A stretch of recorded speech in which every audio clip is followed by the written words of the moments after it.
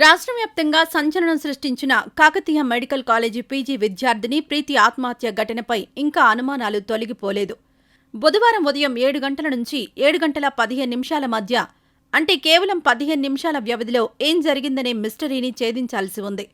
ఆ సమయంలోనే ప్రీతి కుప్పకూలి ఉందని రిమాండ్ రిపోర్ట్లో పేర్కొన్నారు.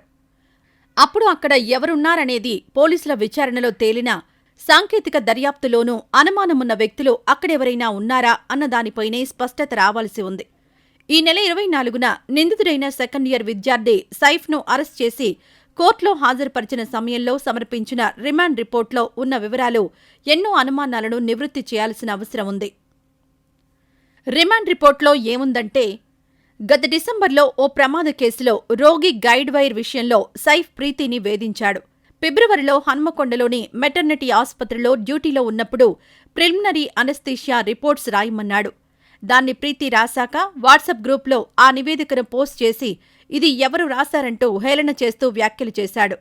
దీనికి ప్రీతి స్పందిస్తూ, నాతో ఏమైనా సమస్య ఉంటే హెచ్ఓడి లేదంటే జీఎంహెచ్ ఇన్ఛార్జికి ఫిర్యాదు చెయ్యి అని సైఫ్కు పర్సనల్ వాట్సాప్ మెసేజ్ పెట్టింది.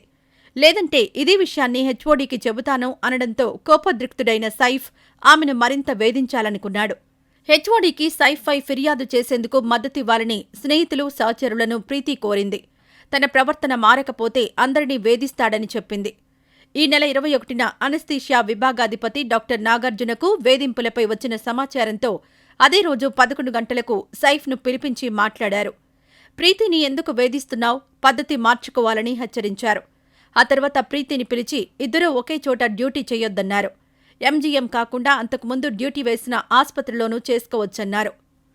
ప్రీతి అదే రోజు మధ్యాహ్నం 3 గంటలకు ఎంజీఎంలో విధులకు హాజరైంది. Staff nurse Mande Vijayalakshmi, second year student doctor Bhimani Manish, third year house surgeon doctor రూహీతో కలిసి విధులు నిర్వర్తించింది.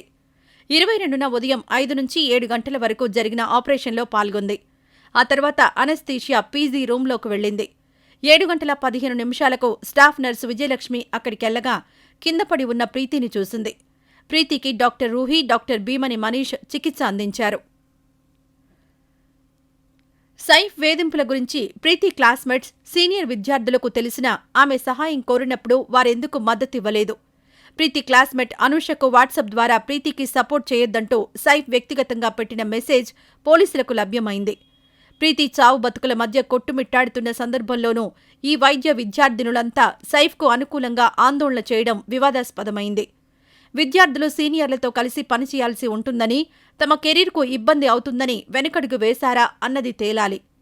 ప్రీతి కార్డియాక్ అరెస్టు వల్ల కుప్పకూలిందని, పీఎస్సీ రిపోర్టు విషయంలోనే సైఫ్ గట్టిగా మాట్లాడాడని, వేధింపులు, ర్యాగింగ్ లేవని బుధవారం నాడే ఎంజీఎం, కేఎంసీ ఉన్నతాధికారులు ఎందుకు ప్రకటించారు? సైఫ్ ర్యాగింగ్, వేధింపులు చేశాడని కౌన్సిలింగ్లో ఒప్పుకున్నా ఈ మాటల్ని వీరెందుకు చెప్పలేదు? టాక్సికాలజీ రిపోర్టు వెల్లడించినా ఆమె ఇంజెక్షన్ తీసుకుందా అన్నది పోలీసులు తేల్చాల్సిన అవసరముందని పలువురు అభిప్రాయపడుతున్నారు.